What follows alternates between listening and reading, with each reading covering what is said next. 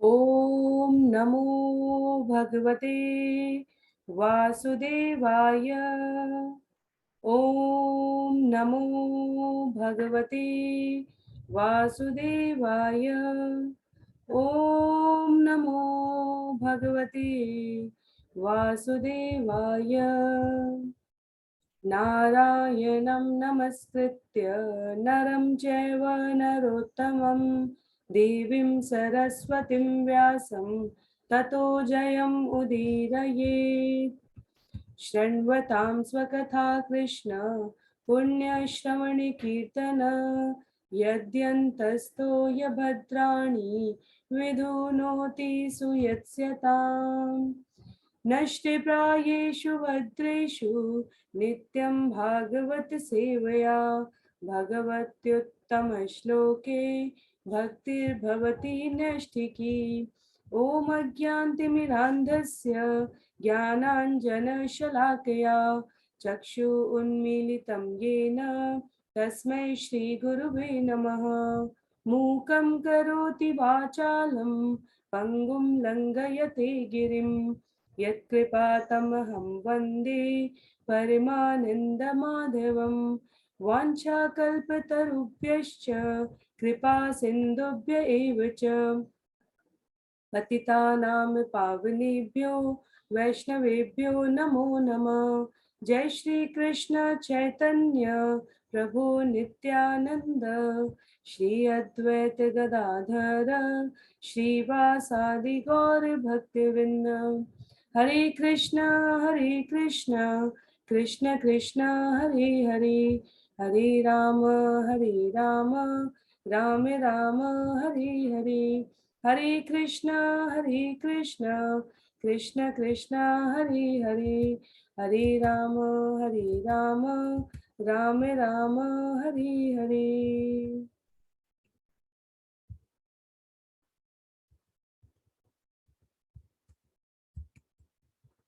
हरे कृष्णा। आप सभी को दंडवत प्रणाम।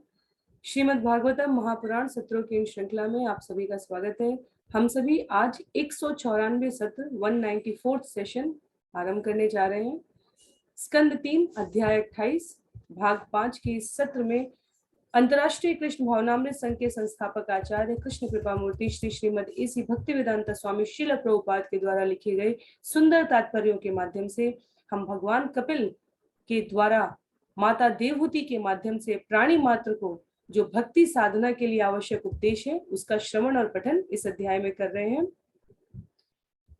बहुत ही संक्षिप्त पुनरावृत्ति के लिए इस अध्याय की विषय सूची पर यदि हम देखें क्रमवार श्रृंखला में किन विषयों को भगवान कपिल यहाँ पर माता देवहूति के प्रश्नों के उत्तर के माध्यम से हम सभी को सूचित कर रहे हैं, तो भगवान के स्वरूप पर ध्यान करने की विधि क्या है, पद्धतियां क्या है, माध्यम क्या है और उसकी आवश्यकता क्या है, ये श्लोक संख्या 1 से लेकर 12 तक भगवान कपिल बताते हैं। तत्पश्चात श्लोक संख्या 13 से लेकर 18 तक धारणा के लिए भगवान के अंगों का ध्यान, भगवान का मुखमंडल कैसा है, भगवान के चरणारविंद कैसे हैं, वक्षस्थल, भगवान के वस्त्र, भगवान की भुजाएं, भगवान के कटी प्रदेश, इसका सुंदर वर्णन इन 6 श्लोकों में किया गया है। श्लोक संख्या 19 से लेकर 33 तक अष्टांग योग के अंग। तो भगवान कपिल यहाँ पर स्पष्ट करते हैं कि योग साधना में, योग के द्वारा सिद्धि प्राप्त में रत जो भक्त बनने के प्रयास में है वो किसी निराकार शून्य कहीं अनंत इस पर ध्यान केंद्रित नहीं करते हैं, अभी तो भगवान विष्णु के चरण कमलों के नाखूनों से लेकर तलवों से पिंडलियों से लेकर भगवान के जांघों से लेकर भगवान के कटी प्रदेश, वक्षस्थल, भगवान की गर्दन, भगवान के मुखारविंद, उनकी चितवन, उनके मुस्कान का किस प्रकार योगी को ध्यान करना चाहिए और उनका ध्यान करने का महत्व क्या है, ये श्लोक संख्या 19 से लेकर 33 तक यहाँ बताया गया था। आज के सत्र में हम लोग श्लोक संख्या 34 से आरंभ करेंगे। 34 से लेकर 38 तक योगी के लिए जो मन स्थिति है मुक्ति के लिए आवश्यक, उसके बारे में बताया गया है। और तत्पश्चात श्लोक संख्या 39 से लेकर 44 तक योगी के विचार और चिंतन।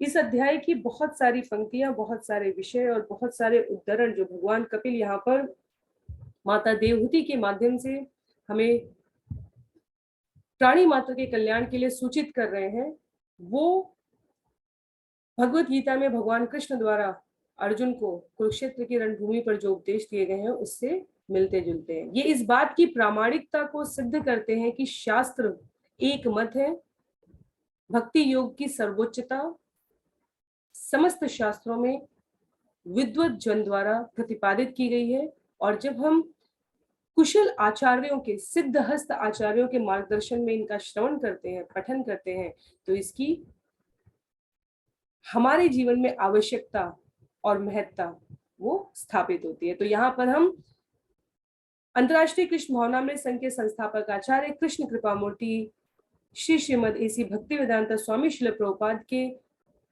अनुग्रहणीय मार्गदर्शन में इस विषय को श्रवण और पठन करने जा रहे हैं। जिनके पास भी पुस्तकें हैं उनसे मेरा सदा की तरह अनुरोध है, आप पुस्तकों का प्रयोग अवश्य करें। एक एक श्लोक का वाचन करेंगे, हम अनुवाद करेंगे और तत्पश्चात सुंदर सारग्राही तात्पर्य के बिंदुओं के द्वारा इन विषयों को समझेंगे। प्रारंभ करते हैं स्कंद 3 अध्याय 28 श्लोक संख्या 34 से। एवं हरो भगवती प्रतिलब्ध भावो भक्त्या द्रवहृदय उत्फूलकः प्रमोदात् औत्कण्ठ्य बाष्पकलया मुहुरर्ध्यमानः तच्चापि चित्तबडिशं शनकैर्वियुङ्क्ते। इस मार्ग का अनुसरण करते हुए धीरे धीरे योगी में भगवान हरि के प्रति प्रेम उत्पन्न हो जाता है। इस प्रकार भक्ति करते हुए अत्यधिक आनंद के कारण शरीर में रोमांच होने लगता है और गहन प्रेम के कारण शरीर अश्रुओं की धारा से नहा जाता है। यहाँ तक कि धीरे धीरे वह मन भी भौतिक कर्म में से विमुख हो जाता है, जिसे योगी भगवान को आकृष्ट करने के साधन रूप में प्रयुक्त करता है। जिस प्रकार मछली को आकृष्ट करने के लिए कंटियां प्रयुक्त की जाती हैं। 6 से 7 बिंदु यहाँ पर जो बताए गए हैं वो हमारे लिए बहुत ही महत्व के हैं। उसका कारण ये है कि श्रील प्रभुपाद जब तात्पर्य में इन एक एक बिंदुओं की विवेचना पूर्ण तरीके से प्रस्तुति करते हैं, तो ये एक पूरी अध्ययन की श्रृंखला यहाँ पर पूर्ण होने जा रही है। किस प्रकार से? पहले हम किसी कार्य को क्यों करें, हम भगवत भक्ति क्यों करें, इसका महत्व हमें पता होना चाहिए। इसका हमारे जीवन में परिणाम क्या होता है, इस उत्साह के साथ हम इस कार्य को आरंभ करेंगे। कार्य आरंभ करने की विधि क्या है? मन को केंद्रित करना, उसको इस अध्याय के आरंभ से हम समझने का यहाँ पर प्रयास कर रहे हैं। तत्पश्चात मन केंद्रित करने की भी अपनी विधियां हैं, या तो भक्ति योग की सरल सहज स्वाभाविक अवस्था में, या इस ज्ञान योग ध्यान योग की पद्धति के द्वारा, जहां हमें महत्व पता चल गया है और अब हम हमारे मस्तिष्क को, हमारे स्वभाव को क्या अनुकूल लगता है उसके अनुसार प्रयास कर रहे हैं। उसके पश्चात अब जो महत्व हमने पहले सिद्धांतिक रूप से सुना था भगवत भक्ति करने के परिणाम के रूप में, वो हमें जीवन में स्वाभाविक रूप से अनुभवजन्य, जो इंद्रियों के द्वारा अनुभूति किया जा सके भौतिक संसर्ग संगति के ऊपर, उसके द्वारा अब हम अनुभव कर पाते हैं। क्या होगा परिणाम? भौतिक कर्म से स्वतः स्वाभाविक विमुक्ता होने लग जाती है। और श्रील प्रभुपाद कहते हैं यहाँ पर कि अंत परिणाम ये होता है कि जिस मन को केंद्रित करने के लिए सारा प्रयास हुआ था, मृगशाला, कुशासन, एकांत स्थान, स्वच्छता, सिर, कमर, गर्दन की को एक सीध में रखते हुए अर्धनिमीलित नेत्रों से नासिका के अग्रभाग पर भगवान विष्णु के समस्त अंगों को क्रमबद्ध तरीके से ध्यान करने की इस अध्याय में संस्तुति की गई है। कहा जा रहा है यहाँ पर कि वो मन स्वाभाविक तरीके से भौतिक कर्म से विमुख हो जाता है, तो जिससे योगी भगवान को आकृष्ट करने के साधन के रूप में उसे बड़ी ही निर्मलता से प्रयुक्त कर सकता है। और तुलसीदास जी ने भी कहा है, निर्मल मन जन सो मोहि पावा, मोहि कपट छल छिद्र न भावा। तो ये कपट छल छिद्र, इसका भाव किससे संबद्ध है? ये विषय आसक्ति से। इस भौतिक जगत में हम कितना इन नश्वर वस्तु व्यक्ति संबंध को अपना समझते हैं। पुनः यहाँ पर इसका उद्देश्य ये कहना नहीं है कि हमें अपने कर्तव्यों के प्रति जागरूक नहीं होना है। कहा यह जा रहा है कि ये कर्तव्य भगवान द्वारा दिए गए हैं, इन्हें उत्तरदायित्व पूर्ण तरीके से हमें निर्वहन करने हैं, पर इनके परिणाम स्वरूप किसी प्रकार की आसक्ति, किसी प्रकार की प्राप्ति, किसी प्रकार की जीवन में हमें स्वयं की इंद्रिय तृप्ति की आकांक्षा नहीं रखनी है। तो जब ये श्लोक संख्या 19 से लेकर 33 तक जो हमने भगवान के अंगों उपांगों उनके महत्व के बारे में श्रवण किया, जब हम इस पद्धति के द्वारा योगी स्वरूप में समाधि की पूर्णावस्था को प्राप्त करेंगे तो हमारा मन अब भौतिक संसर्ग से, भौतिक आसक्ति से विमुख हो जाएगा। और भक्ति में भी हम यही कर रहे हैं। तो योग सिद्धि किनके लिए? उनको जिनको अभी तक भक्ति समझ में नहीं आई है। कलयुग के लिए भक्ति की ही संस्तुति की गई है, पर ध्यान योग की क्या विधि है उसको यहाँ पर बताया जा रहा है। तो उच्चतर अवस्थाओं में मन का प्रयोग नहीं होना है, वास्तव में विषय ये समझने का है।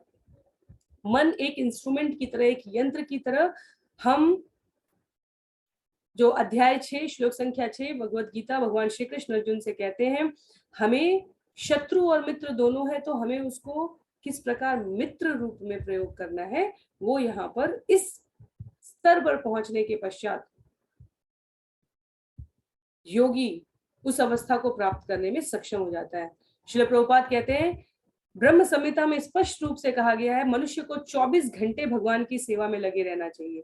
प्रेमांजनाक्षुरिता, ये जो प्रेमांजनाक्षुरिता अवस्था है, पूर्ण प्रेम उत्पन्न करके प्राप्त करने की, ये भगवान के स्वरूप पर कृत्रिम रूप से ध्यान किए बिना, भगवान के दर्शन किए बिना स्वाभाविक रूप में यदि किसी को प्राप्त करना है तो वो केवल भक्ति के द्वारा संबंधित है। और जो भगवान की दिव्य प्रेम भक्ति में लगे हुए हैं वो ऐसे कृत्रिम ध्यान से ऊपर होते हैं। पूर्णता की अवस्था, कृष्ण चेतना की अवस्था, जिसे भक्ति कहा गया है। तो ये श्लोक जो हमारे 5 श्लोक है, श्लोक संख्या 34 से लेकर 38 तक, इसमें हम योगी की जो मन स्थिति होती है मुक्ति की अवस्था पर पहुंचने पर, उसके बारे में उल्लेख किया जा रहा है। तो अभी हमने श्लोक संख्या 34 सुना। श्लोक संख्या 35 इसमें कहा गया है मुक्ताश्रयं यर्हि निर्विषयं विरक्तम् निर्वाणमृक्षति मनः सहसा यथार्ची आत्मानमत्र पुरुषो अव्यव्यधानम् एकमनवीक्षते प्रतिनिवृत्त गुण प्रवाह। इस प्रकार जब मन समस्त भौतिक कल्मश से रहित और विषयों से विरक्त हो जाता है तो दीपक की लौ के समान हो जाता है। उस समय मन वस्तुतः परमेश्वर जैसा हो जाता है और उससे जुड़ा हुआ अनुभव किया जाता है, क्योंकि यह भौतिक गुणों के पारस्परिक प्रवाह से मुक्त हो जाता है। तो अब ये जो योगी की मन स्थिति परिणाम स्वरूप किस प्रकार की हो जाती है उसके बारे में यहाँ बताया जा रहा है। मन भौतिक कल्मशों से रहित हो चुका है, विषयों से विरक्त हो चुका है, और दीपक की लौ यदि हम अनुभव करें तो पानी की गति, मन को कहा गया हमेशा सरल सहज तरीके में जाना चाहेगा। पानी हमेशा नीचे की तरफ बहता है और दीपक की लौ हमेशा ऊपर की तरफ जाती है। तो मन की ऊर्ध्व गति स्वाभाविक रूप से अब दृढ़ हो चुकी है, दीपक की लौ की तरह सदैव ऊर्ध्वमान उच्चतर अवस्था में रहना चाहता है। और मन वस्तुतः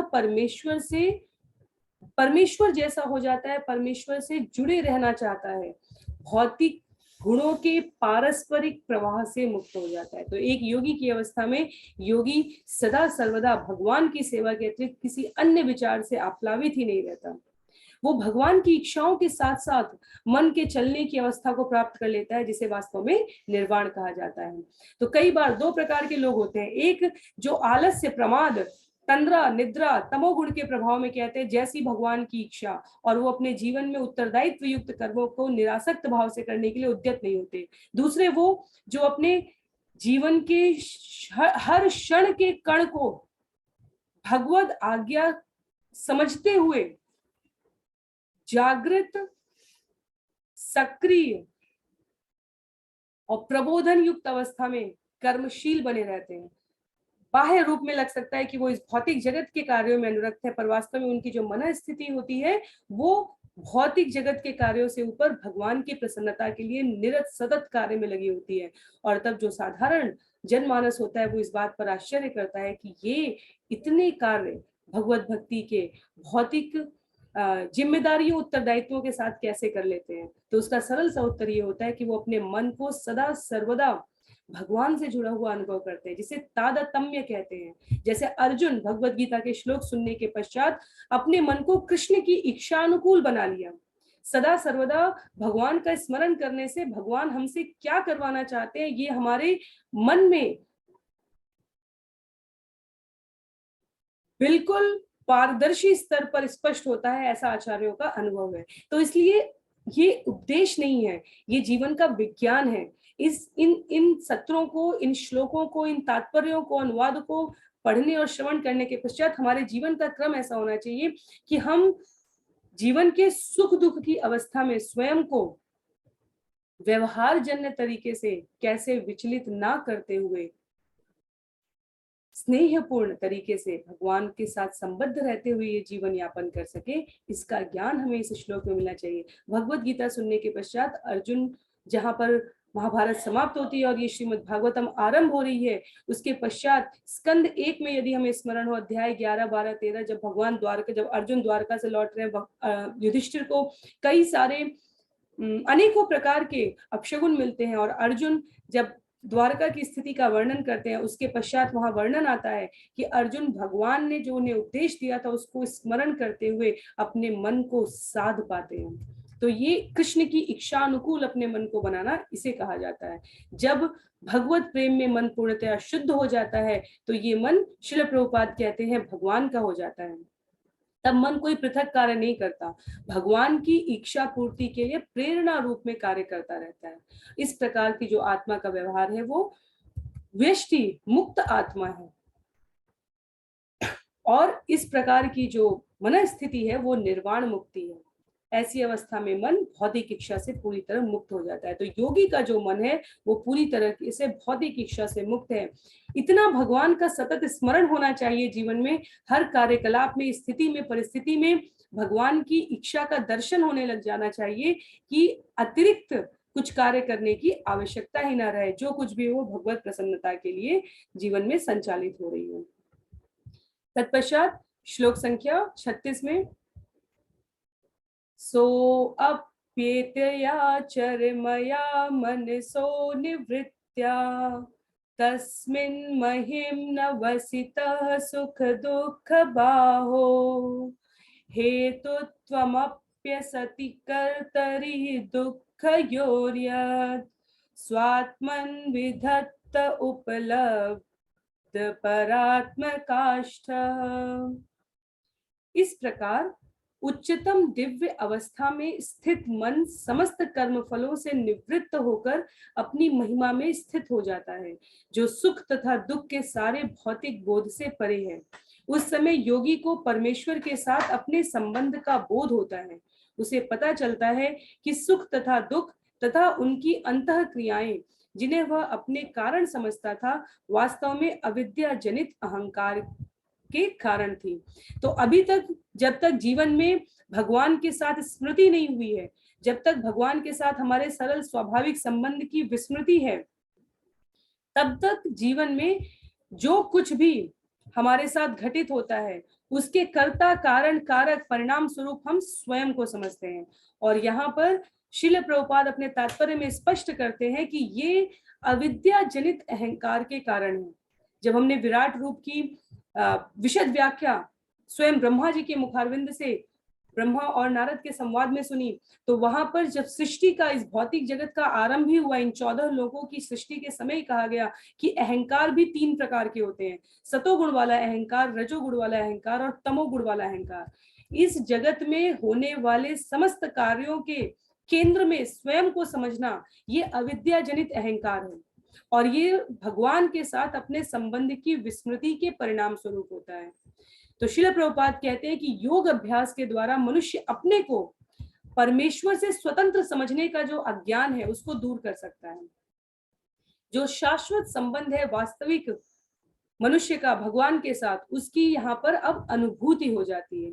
तो मधुर संबंध की विस्मृति ये अज्ञान है, और जब अज्ञान जीवन में आता है, अहंकार का प्रादुर्भाव होता है, तो 3 गुणों के प्रभाव से जीव अपने को भोक्ता मानने लग जाता है।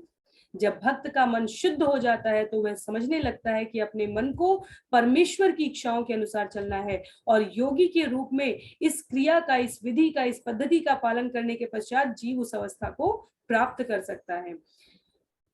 वो पूर्ण दिव्य अवस्था जो भौतिक सुख तथा दुख के अनुभव से परे थी, चाहे वो सुदामा की हो, चाहे नरसिंह मेहता की हो, चाहे तुकाराम की हो, तुलसीदास की हो, चाहे मीराबाई की हो, चाहे हमारे अनेकों अनेक आचार्यों की उत्तर दक्षिण पूर्व पश्चिम में बताए गए, जिन्होंने इस ज्ञान को सतत अभ्यास के द्वारा अपने मस्तिष्क में दृढ़ कर लिया है, तब वो कार्य में उनके परिणत होते हुए दिखने लगता है। वो इस भौतिक जगत में रहते हैं, समस्त उत्तरदायित्वों का निर्वहन करते हैं, पर उनकी चेतना कृष्ण भावना भावित चेतना होती है। उसमें इस बात की जागृत अवस्था में, सुप्त अवस्था में, सतत अवस्था में स्मृति बनी रहती है कि मैं भगवान का हूं, भगवान मेरे हैं, ये समस्त कार्य और उत्तरदायित्व तो मुझे उनकी इच्छा पूर्ति के लिए, उनकी प्रसन्नता के लिए करने हैं। हर सुख दुख की स्थिति में वो स्वयं को नहीं अपितु परमात्मा को केंद्र में करने लगते हैं।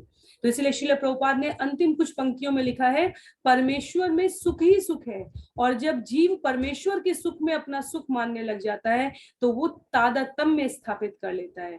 आनंदमयो अभ्यासात, भगवान के स्वभाव से जो दिव्य सुख प्राप्त होता है वही वास्तव में पूर्ण है। ये क्या व्यवहारिक है? बिल्कुल व्यवहारिक है। ऐसे अनेकों उदाहरण है हमारे पास जहां शास्त्रों ने इसकी संस्तुति करते हुए बताया है कि भौतिक सुख दुख से परे भक्त अपने आप को भगवान से संबद्ध करने में सामर्थ्यशाली रहकर इस जगत के 84 लाख योनियों के बंधन से स्वयं को मुक्त कर पाया है। तत्पश्चात श्लोक संख्या 37 में, देहं च तं न चर्मः स्थितमुत्थितं वा सिद्धो विपश्यति यतो अध्यगमत् स्वरूपं दैवादुपेतमथ दैववशादपेतं वासो यथा परिकृत मदिरामदान्ध। अपना असली स्वरूप प्राप्त कर लेने के कारण पूर्णतः सिद्ध जीव को इसका कोई बोध नहीं होता कि यह भौतिक देह किस तरह हिलडुल रही है या काम कर रही है। जिस तरह की नशा किया हुआ व्यक्ति यह नहीं समझ पाता कि वह अपने शरीर में वस्त्र धारण किए हुए है अथवा नहीं। तो यहाँ जो परिणाम प्राप्त हो रहा है और जो उपमा दी गई है दोनों में, दोनों का मंतव्य एक है पर विरोधाभास बहुत ही तीव्र स्तर का है। शुद्ध उच्चतम परिपूर्ण अवस्था को इस भौतिक जगत में मदिरा मदांध व्यक्ति के साथ, नशा किए हुए व्यक्ति के मन स्थिति के साथ तुलना में किया प्रस्तुत करते हुए आचार्यों ने कहा है, जिस प्रकार नशे में मदांध व्यक्ति नहीं समझ पाता कि उसने वस्त्र धारण किए हैं या नहीं किए हैं, उसी प्रकार रूप गोस्वामी का उदाहरण देते हुए श्रील प्रभुपाद कहते हैं कि रूप गोस्वामी ने भक्ति रसामृत सिंधु में जीवन की इस अवस्था की व्याख्या की है। जब व्यक्ति का मन भगवान की इच्छाओं के अनुरूप हो जाता है, वो उसे 100% भगवान की सेवा में लगाता है, तो वो अपनी शारीरिक अवस्थाओं को भूल जाता है। चैतन्य महाप्रभु के अंतिम 6 वर्षों की अवस्था भक्त अवतार में भगवान स्वयं आकर बताते हैं कि जीव ऐसी अवस्था को जब प्राप्त होता है तो उसके जीवन में किस प्रकार के लक्षण दृष्टिगोचर होते हैं। तो मदांध व्यक्ति, जो मदिरा मदांध नशे में उन्मुक्त व्यक्ति है, उसकी स्थिति वास्तव में जिसके ऊपर उच्चतम हायर टेस्ट, श्रील प्रभुपाद जब पश्चिम में कृष्ण भावनामृत चेतना का प्रचार प्रसार करने के लिए गए तो वहां पर अनेकों प्रकार के मादक द्रव्यों से तत्कालीन समाज का युवा वर्ग बहुत बुरी तरह प्रभावित था, और श्रील प्रभुपाद से अनेकों आरंभिक व्याख्यानों में युवा मंडली व्याख्यान के बीच में ही खड़े होकर प्रश्न करने लग जाती थी, क्या आप इससे ऊंचा टेस्ट दे सकते हैं हमें LSD और अनेकों प्रकार के द्रव्यों से? श्री प्रभुपाद ने कहा, मेरे पास हायर नहीं हाईएस्ट टेस्ट है, इससे सर्वोत्तम।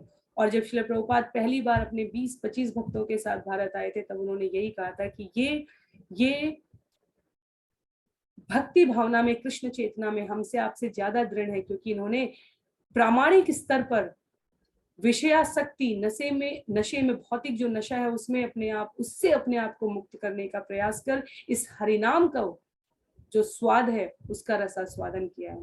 तो भक्ति रसामृत सिंधु इस ग्रंथ का ही नाम है जो रूप गोस्वामी जी ने लिखा है, जो आचार्यों द्वारा अंतर्राष्ट्रीय कृष्ण भावनामृत संघ में भक्ति में बढ़ने के लिए जो प्रयासरत जीव हैं उनके अध्ययन के लिए एक आवश्यक शास्त्र है भक्ति रसामृत सिंधु। तो उस जीवन की अवस्था का वहां पर रूप गोस्वामी ने विशद वर्णन किया है। श्रील प्रभुपाद यहाँ पर इसे व्यक्त कर रहे हैं। तो श्लोक संख्या 34 से 38 तक जहां पर योगी भगवान के स्वरूप का ध्यान कर जिस अवस्था को मन स्थिति को प्राप्त करता है उसका वर्णन है। उसके अंतिम श्लोक 38वें श्लोक में कहा गया है, देहोपि देव वशगः खलु कर्म यावत् स्वारंभकं प्रति समीक्षत एव सासु तं स प्रपंचमधिरूढ़ समाधि योग स्वाप्नं पुनर्न भजते प्रतिबुद्ध वस्तु। ऐसे मुक्त योगी के इंद्रियों सहित शरीर का भार भगवान अपने ऊपर ले लेते हैं और यह शरीर तब तक कार्य करता रहता है जब तक इसके दैवाधीन कर्म समाप्त नहीं हो जाते। इस प्रकार अपनी स्वाभाविक स्थिति के प्रति जागरूक तथा योग की चरम सिद्धावस्था समाधि में स्थित मुक्त भक्त शरीर के गौण फलों को निजी कहकर स्वीकार नहीं करता।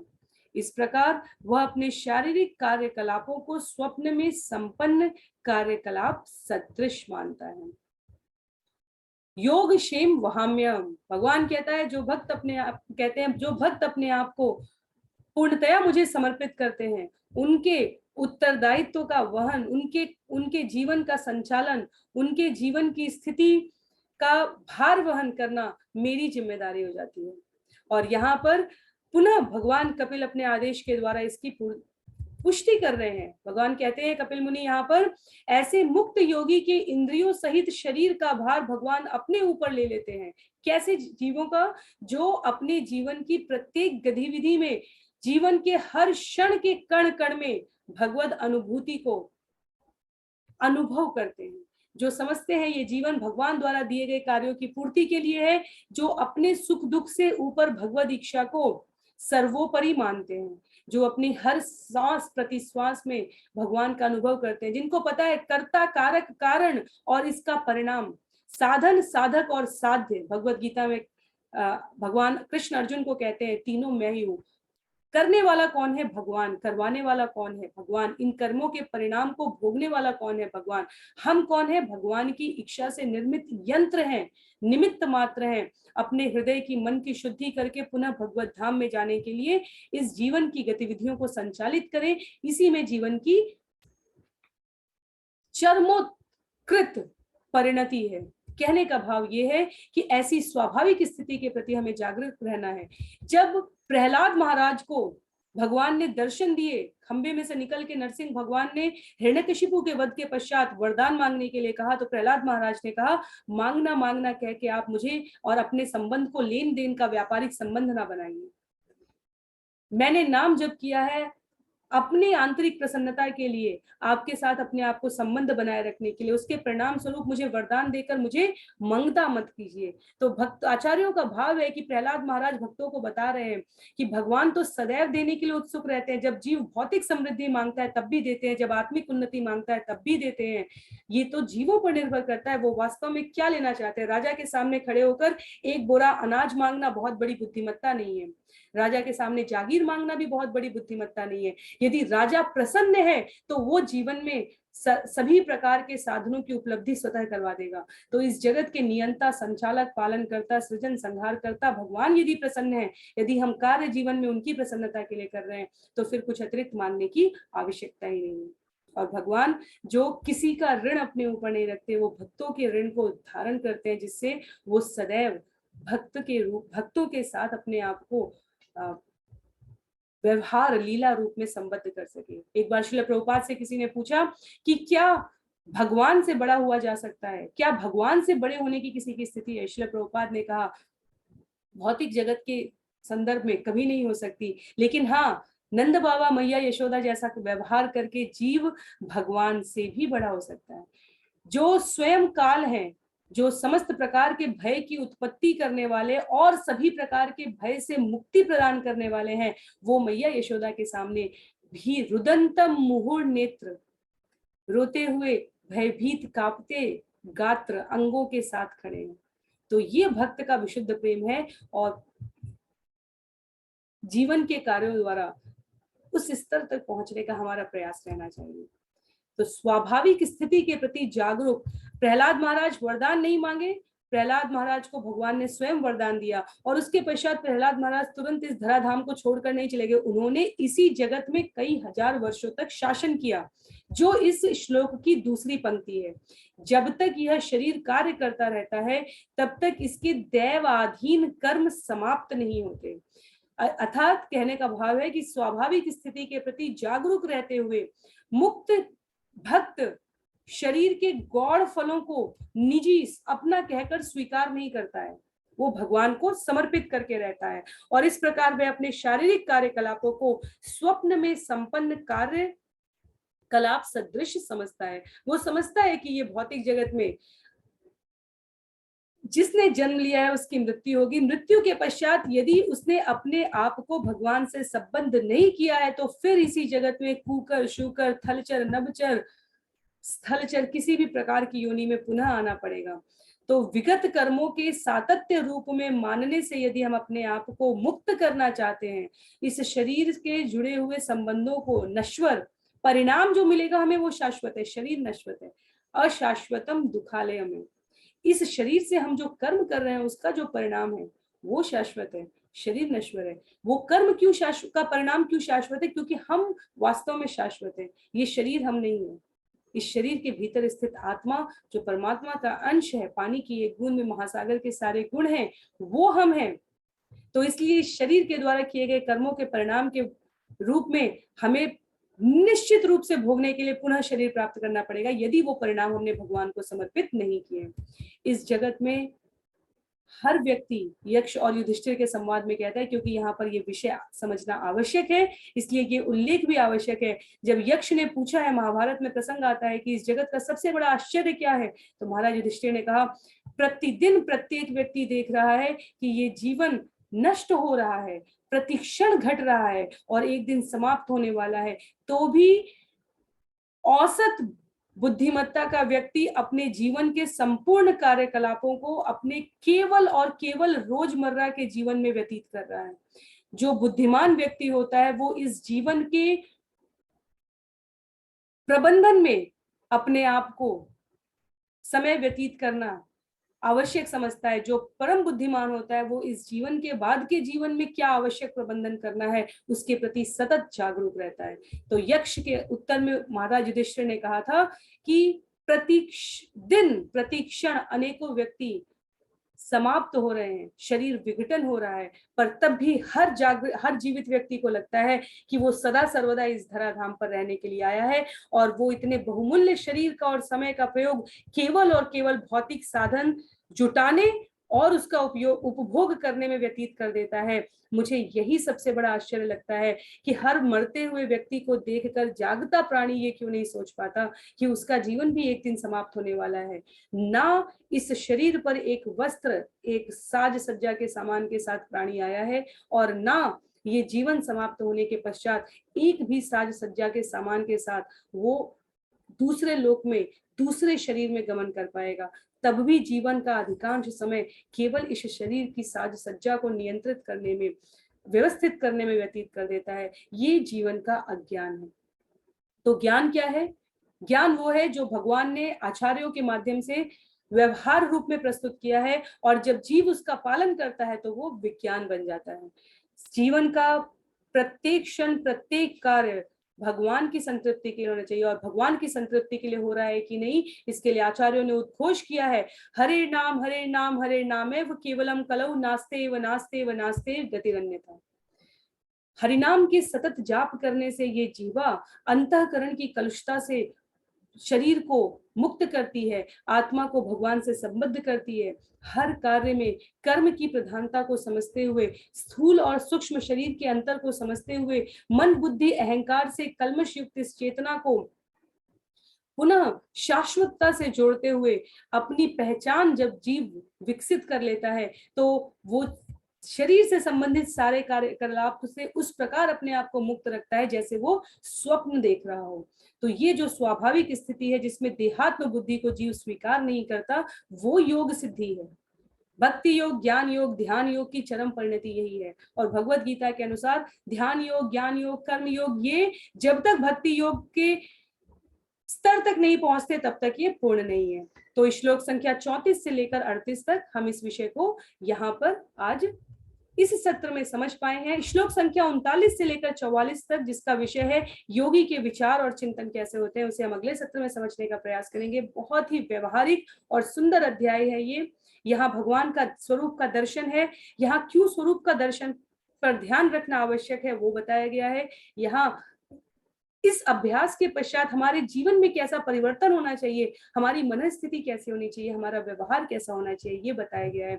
इसलिए इस अध्याय को हमें बहुत ही जागरूकता के साथ समझना है। पुनः श्रवण करना हो तो पुनः श्रवण करना चाहिए, पुनः पठन करना चाहिए। पर ये श्लोक दिव्य है और हमें इनका जो व्यवहार परक मूल्य बिंदु है वो किसी न किसी प्रकार साधने का जीवन में प्रयास करना है। तो किसी भी प्रकार की दुविधा हो, किसी भी प्रकार की अस्पष्टता हो, कोई बिंदु जो मुझे मेरी तरफ से छूट गया और आपको लगे कि उस पर और समझना आवश्यक है, आप कमेंट बॉक्स में, आप जहां भी व्हाट्सएप टेलीग्राम से जुड़े हैं वहां पर हमें सूचित कर सकते हैं। आचार्यों के मार्गदर्शन में जो भी मेरा शुद्ध ज्ञान है, जो भी शास्त्रों में वर्णन है विशद, उसको तारतम्य में लाते हुए अपनी तरफ से प्रयास रहेगा कि आपको ये विषय पूर्ण स्पष्टता के साथ जीवन में पालन करने योग्य स्तर तक स्पष्ट हो सके, ऐसा मेरा प्रयास रहेगा।